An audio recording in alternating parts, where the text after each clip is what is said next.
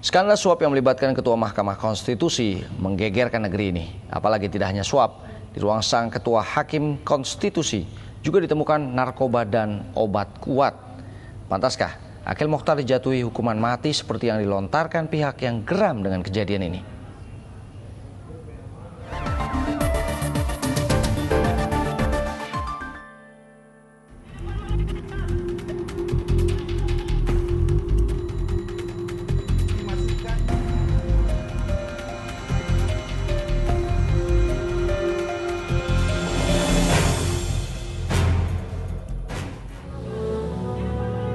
Sembilan pilar gedung Mahkamah Konstitusi tak lagi kokoh.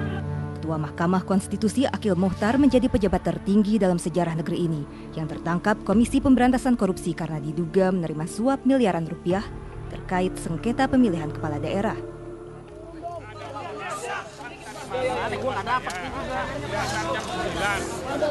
Woi, tangan woi. Woi, yang pakai BB itu tangannya.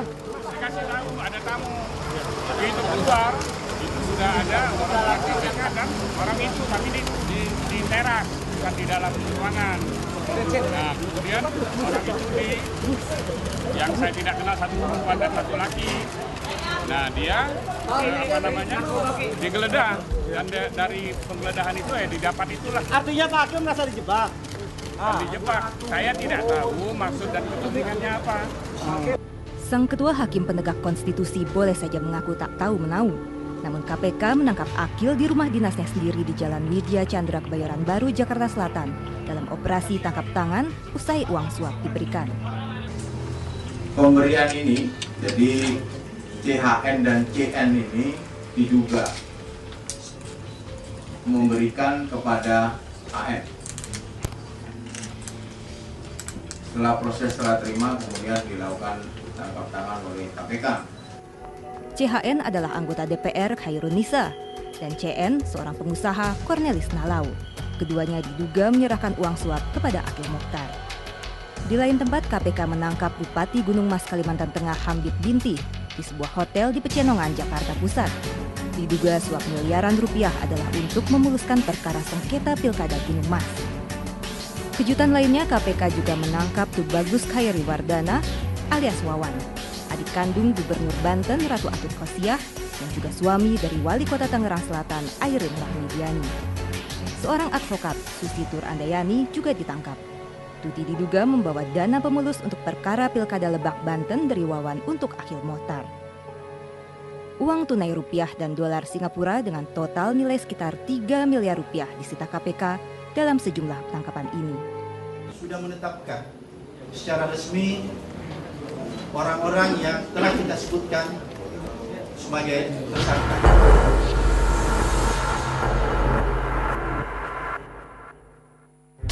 Dinasti politik Banten pun terguncang. Apalagi KPK juga meminta Gubernur Banten Ratu Atut Khosyah dicegah keluar negeri. Kekayaan keluarga Atut dan Wawan pun kini menjadi sorotan. Mobil-mobil mewah Wawan di rumahnya di Jalan Denpasar, Jakarta disegel KPK. Ada Lamborghini, Ferrari, hingga Bentley. Tak tanggung-tanggung harta kekayaan keluarga Airin Rahmidiani, istri Wawan yang tercatat dalam laporan harta kekayaan pejabat negara mencapai 103,9 miliar rupiah. Penangkapan Ketua MK tak petir di tengah malam yang membangunkan para hakim konstitusi untuk menggelar rapat mendadak. Kami semua sangat prihatin, sungguh sangat kaget, terkejut, dan ya di luar dugaan. Presiden dan petinggi-petinggi negeri pun terguncang. Kita semua terkejut mendengar peristiwa penangkapan Ketua Mahkamah Konstitusi. Saya juga merasakan kemarahan dan keterkejutan rakyat Indonesia. Hancur sudah citra Mahkamah Konstitusi, lembaga terpercaya penegak keadilan terakhir di negeri ini. Pejabat paling tinggi dalam sejarah yang terkena kasus korupsi. RI 9, belum pernah ada RI 9. Itu kan? Ini di atas menteri kedudukannya. Apalagi ini menyangkut Mahkamah Konstitusi, pengadilan yang diharapkan jadi contoh penegakan hukum dan keadilan. Jadi hukumannya harus lebih berat. Harus lebih berat. Tidak bisa kita biarkan ringan-ringan aja. Untuk itu apa Pak? Iya. Ya menurut saya hukuman mati. Harus mati ini. Kasus suap yang melibatkan aparat penegak hukum seperti Irjen Polisi Joko Susilo, Jaksa Urip Trigunawan, dan Hakim Syarifuddin sudah mencoreng wajah lembaga penegak hukum. Seakan belum cukup, kini skandal suap Ketua Mahkamah Konstitusi membuat citra lembaga penegak hukum makin terpuruk. Di manakah kewibawaan hukum di negeri ini jika Ketua MK, benteng terakhir keadilan konstitusi, ikut korupsi? Sebagian besar vonis kasus korupsi memang masih terasa ringan dan belum membuat efek jera. Dari 240 terdakwa di Pengadilan Tindak Pidana Korupsi dari tahun 2005 hingga 2009, vonis yang dijatuhkan terbilang ringan, rata-rata hukuman hanya 3 tahun 6 bulan penjara. Sebut saja Jaksa Urip Trigunawan, Hakim Syarifuddin, dan Irjen Polisi Joko Susilo, para penegak hukum yang terbukti bersalah melakukan korupsi. Tetapi hukuman bagi ketiganya juga tergolong ringan.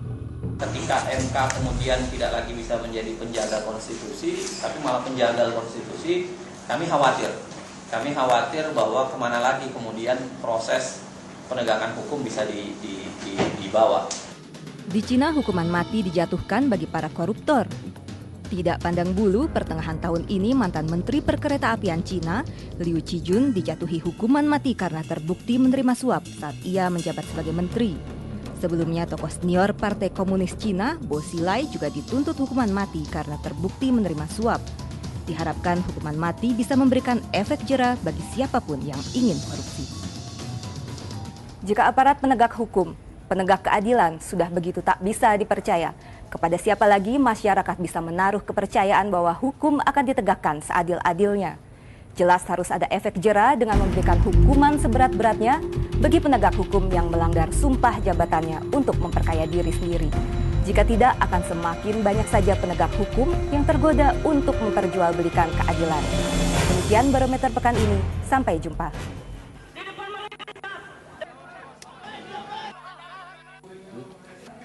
Dimasukkan